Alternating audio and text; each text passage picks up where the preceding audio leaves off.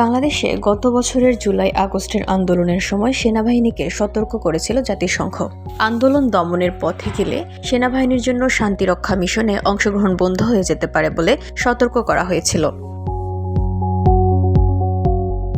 আন্তর্জাতিক সংবাদ মাধ্যম ব্রিটিশ ব্রডকাস্টিং কর্পোরেশনকে এই তথ্য নিশ্চিত করেছেন জাতিসংঘের মানবাধিকার বিষয়ক হাই কমিশনার ভলকার তুর্ক। বিবিসির সাংবাদিক স্টিফেন স্যাকুরের উপস্থাপনায় সাক্ষাৎকারমূলক অনুষ্ঠান বিবিসি হার্ড টকে ভলকার তুর্ক এই তথ্য জানিয়েছিলেন।